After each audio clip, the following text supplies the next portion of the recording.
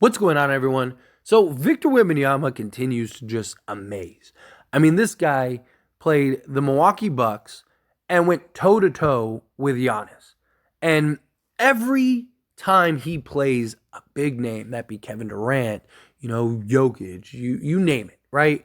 He is just absolutely putting in the work, putting in the grind, right? And this game, he once again just flashed brilliance. He goes and gives you 27 points, 10 of 18 from the field, 9 rebounds, 1 assist, gives you 5 blocks, 1 steal. Turnovers, needs to do a better job with, but that'll come. Again, he's young, he's talented. But it's just, he's not afraid of the moment, is what I love about him. Him and Chet Holmgren, I really need to do a video on Chet Holmgren, right? Because Chet Holmgren deserves more love. Like, I've talked a lot about Victor Wembanyama and Chet Holmgren. I've talked about Chet too, but not as much as I talked about Victor. But the NBA is in excellent hands with those two. And I am so excited to see the battles between those two over the next, 20 years or whatever. It's going to be just spectacular.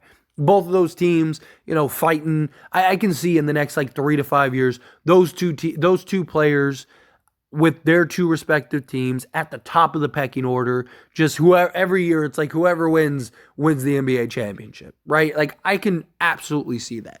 Now, obviously, the Spurs and Victor Wembanyama, they need to go get their running mate. They need to go get their other guy to put alongside Victor Wembanyama, right? Chet, he's in the luxury of where he has SGA. That's really nice, right? Williams, and just nice young core, nice young talent. But look, I fully trust and believe in San Antonio. I do have my frustrations about Pop and just the Spurs as a whole, as far as like how they approach Victor Wembanyama, right? Like the minute restriction, right, is kind of a thing, but I mean, that's always kind of been the Spurs and Pop. But beyond that, it's just like getting him the basketball, right? Like, there's no reason for me that anyone should be shooting as many shots as him or more. But like every game, you see like Vassell and Johnson basically taking as many, if not more, shots than Victor Wembanyama. I've expressed my frustrations before, but I'm going to continue to express them, that Victor Wembanyama doesn't get the ball nearly enough, and that there are so many times where this man has establishment and they just completely look off of him. He is your best player. He is your most talented player by far. I mean, the proof is in the pudding. This guy is not afraid of the moment by any stretch of the imagination. Every time he has a big name on the other side that is one of the big men in the league that is supposed to be, this, that, and the other, every single time, this guy just delivers and goes toe to toe with that person, right? So, I mean, again, you see like Pop just, and look, I understand San Antonio. It's in their best interest to lose. It really is. It's in their best interest to be as bad as possible this year. I understand it's in their best interest to kind of play other guys and see like, okay, what guys are going to be part of the future alongside Victor? What other guys are we going to trade? Let's try to raise some of these guys' trade value. Like, I get some of it, right? But like, there's just, I think your number one priority should be developing Victor Wembanyama over everything. Who cares if you get the number 1 pick or you get the 30th pick? I mean, again, obviously, they're a rebuilding team that have their cornerstone. But you have a guy that has potential to be the best player in the league. Develop him. The sooner he becomes the best player in the league, the sooner you're going to be good enough to get in and rake in the talent. You don't think that there will be other stars and other players that want to go to the San Antonio Banner, that want to play with Pop, that want to play alongside a guy like Victor Wembanyama? Of course there is. Right? But you need to get there first. So to me, that is the biggest priority, is to get Victor in as good and talented and developed as possible and as fast as possible. And I feel like the Spurs at times go the complete opposite direction of that. It's like that takes secondary at times. And this guy, just game in and game out, just does the most spectacular, amazing things we've ever seen. But then it's like, oh, we're going to play Sohan over him down the stretch, or he's going to be in the game and he's just going to dump truck the game. And look, if the Spurs goal is to lose as many games as possible this year, they're doing an excellent job. There's no doubt about that. The Spurs are up there as far as that goes. They have 5 wins on the season. They are only 2 games ahead of the Detroit Pistons, and which tells you how bad the Pistons are, which is crazy because the Pistons are actively trying to win games. But you look at the San Antonio Spurs, and it's like they're doing the opposite. They are actively trying to lose games, and it's just weird. It is. It's just really funny in my opinion. But again,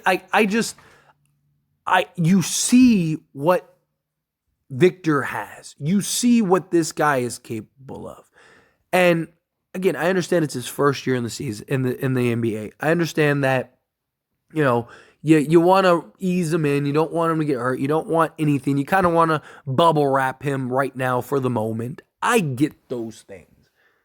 But it should be like there are times where you're watching the Spurs play and it's like, does anyone else realize that Victor is their best player?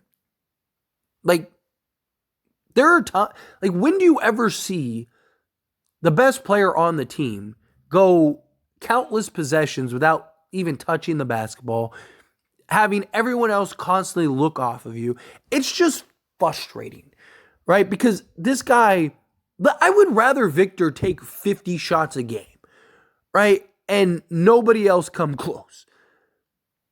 Because this guy is that good. Again, every time he plays, somebody shows up. Even against the Celtics and Jason Tatum, I understand that they got just ran through. But in 24 minutes, that dude had, 21 points? He was 50% from the field. This dude is just unbelievable, giving you highlights every game. But like I said, every time he plays somebody, he just shows up. Goes toe-to-toe against them. Right? It's just... even you look at teams like the Timberwolves, Karl Anthony Towns, Rudy Gobert, right? He shows up, again, takes 13 attempts, still gives you, a solid game, rebounding well, blocking shots, going toe-to-toe against their 2 bigs. Those are the things that you just look at and go, man, this guy could be special, right? The matchups against Chet, as I mentioned, Kevin Durant. Right, you look at these matchups, and it's just like this dude has all the tools to just be brilliant, absolutely brilliant. And it's just like it frustrates me because it's just like at times it's like, do the Spurs understand that? Do the Spurs get that? Right? Do the Spurs know? or, is there something that we need to? Again, obviously they're clearly tanking, but you have literally a generational talent. And it's clear. It's clear as day. The only concern with him is just health. If he can stay healthy, he can keep his body right and doesn't have, those nagging injuries and just issues over his career, this dude is going to be spectacular. He is genuinely going to be special. We've never seen anybody like him. Right? I'm still not... I want to clarify, though, too, because, I'm still not one of those people that think he's going to be the best player ever or anything. I still think that there are way too high expectations. This guy's ceiling is probably one of the greatest we've ever seen, without a doubt. This guy's ceiling is ridiculous. Don't get me wrong. I love what we see from this guy. But I also think that he has just an unsurmountable amount of pressure and just expectations on his shoulders that I just they're going to be very, very hard to live up to, right? And look, I am rooting for him, right? If he can get there, I'm rooting for everyone's success, right? I want to see those guys. I want to see him and Chet have these incredible battles. I want to see Anthony Edwards become the best player in the league. I want to see some of these young guys, these up and coming guys, just be ridiculous, right? I want every generation to be better than the last because it just makes better basketball, right? And the talent pool and the level is just getting better and better. I love what we're seeing in that regard. But I just, I want to make sure that the priority is Victor. And I want the expectations to also be within reason also. But again, like, I'm not a Spurs fan by any stretch of the imagination. I am a fan and a student of the game. I love the game. I love seeing players succeed. I love seeing these types of talent because, appreciate them while they're here. And to be able to get, 20 years of Victor Wembanyama, hopefully, I am just excited for that. But I need the Spurs to do a better job of just balancing him out. But anyway, as always, this is a discussion, so I pass the question on to you. Let me know your thoughts and opinions down in the comments below. What do you think? What do you make of Victor Wembanyama? Do you love what you see from him? This guy is an absolute alien. Do you feel the same way? Do you share the same frustrations that I have? Do you look at it a different way? Again, however you feel, whatever your thoughts are, I'd love to hear it. So let me know down in the comments below.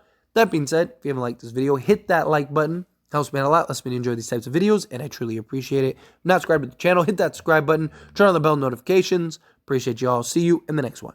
Thank you.